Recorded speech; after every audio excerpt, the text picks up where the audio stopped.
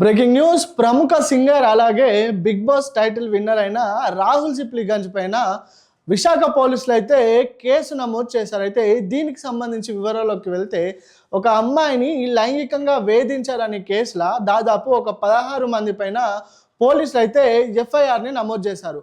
అందులో రాహుల్ సిప్లిగంజ్ పేరుని కూడా వాళ్ళు యాడ్ చేశారు. అయితే దీనికి సంబంధించి మరి రాహుల్ సిప్లిగంజ్ ఎందుకు ఈ కేసులో ఇరుక్కున్నారు, మరి ఈ కేసుకి రాహుల్ సిప్లిగంజ్కి ఉన్న సంబంధం ఏందో మనం ఇప్పుడు తెలుసుకుందాం. అయితే రాహుల్ సిప్లిగంజ్ గురించి మాట్లాడాలి అంటే తెలుగు సింగర్లో దాదాపు ప్రముఖ సింగర్లు ఉన్న చిన్న స్థాయి నుండి పెద్ద స్థాయి వరకు వచ్చి అతను పాడిన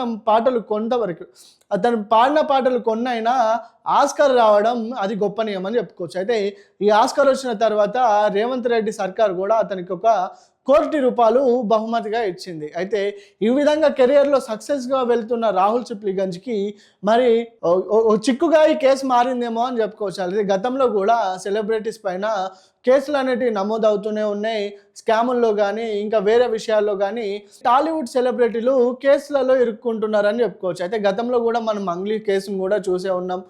అదేవిధంగా అశ్షు రెడ్డిది కూడా మనం చూసే ఉన్నాం. అయితే ఇప్పుడు రాహుల్ సిప్లిగంజ్ కేసుకు సంబంధించి కొన్ని షాకింగ్ విషయాలు అయితే పోలీసులు వెల్లడించారు. అయితే Hyderabad biggest property show is here. CREDAI Hyderabad, rate ఆగదు, డిమాండ్ తగ్గదు. ఎవరైతే రాహుల్ సిప్లిగంజ్ బామ్మారిది రాహుల్ రెడ్డి ఉన్నారో అతను విశాఖకు చెందిన ఒక మహిళని లైంగికంగా వేధిస్తూ పెళ్లి చేసుకుంటానని మాయమాటలు చెప్పి తనకు అన్యాయం చేశాడని ఆ బాధిత మహిళ విశాఖలోని ఒక పోలీస్ స్టేషన్కి వెళ్ళి పోలీస్ స్టేషన్లో కంప్లైంట్ ఇచ్చింది. అయితే ఈ కంప్లైంట్ ఇవ్వడానికి ముందు ఏదైతే ఈ బాధిత మహిళ రాహుల్ రెడ్డితో మాట్లాడింది, నన్ను పెళ్లి చేసుకోవాలని తను డిమాండ్ చేసింది. ఈ డిమాండ్ చేసిన క్రమంలో ఏదైతే రాహుల్ సిప్లిగంజ్ బొమ్మారిది ఉన్నదో రాహుల్ రెడ్డి ఎంతకి నిరాకరించాడు. తను ఏదో టైంపాస్ చేసినట్టు చేసుకొని వదిలించుకుందాం అనుకున్నాడని ఆ బాధిత మహిళ విశాఖలోని ఒక పోలీస్ స్టేషన్లో ఆ బాధిత మహిళ కంప్లైంట్ ఇచ్చింది. అయితే కంప్లైంట్ నమోదు చేసుకున్న పోలీసులు దర్యాప్తు చేస్తుండగా రాహుల్ సిప్లిగంజ్ పైన కూడా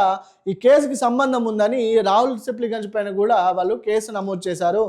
అయితే పోలీసులు అయితే ఈ కేసు పైన అన్ని కోణాల్లో విచారించున్నారు. అయితే ఈ బాధిత మహిళ ఎవరైతే ఉందో తను పోలీసులను వేడుకుంటుంది, నాకు తగిన న్యాయం చేయండి అంటూ. గతంలో కూడా అడ్వకేట్లను ఆశ్రయించిందంట, అదేవిధంగా కొంతమంది లీడర్స్ను కూడా తను ఆశ్రయించిందంట. అయితే ఏదైతే ఆశ్రయించిన క్రమంలో కూడా ఈ రాహుల్ సిప్లిగంజ్ బెదిరించారు. వీడియో కాన్ఫరెన్స్లోకి వచ్చి అడ్వకేట్లకి లాయర్లకి తను బెదిరించారు, ఆ కేసు వాదించొద్దు, మీరు ఎట్లా వాదిస్తారని అలా లాయర్లను బెదిరించాడు. లాయర్లను బెదిరించడంతో వాళ్ళకి ప్రాణహాని ఉందనే భయంతో లాయర్లు కూడా వెనక్కి తగ్గరు. ఎట్టకేలకు ఆ మహిళ ధైర్యం చేసి విశాఖకు వెళ్ళి రాహుల్ రెడ్డి పైన కంప్లైంట్ ఇచ్చింది. అదేవిధంగా పోలీసులు అయితే దర్యాప్తు చేస్తున్నారు. మరి రాహుల్ రెడ్డితో పాటు రాహుల్ సిప్లిగంజ్ని అదేవిధంగా దాదాపు ఒక 16 మంది పైన కేసు నమోదు చేసి దర్యాప్తు చేస్తున్నారు. మరి ఈ కేసు పైన మరిన్ని వివరాలు తెలవాల్సి ఉంది. మరి రాహుల్ సిప్లిగంజ్కి ఏ విధమైన దెబ్బ పడుతుందో, ఏ విధమైన అంటే కెరియర్ పరంగా ముందుకు వెళ్తున్నారు. ఇదే క్రమంలో ఇలాంటి ఎలిగేషన్ రావడం అసలు నిజం ఏంది అబద్ధం ఏంది అనేది ముందు దర్యాప్తులో తేలనుంది.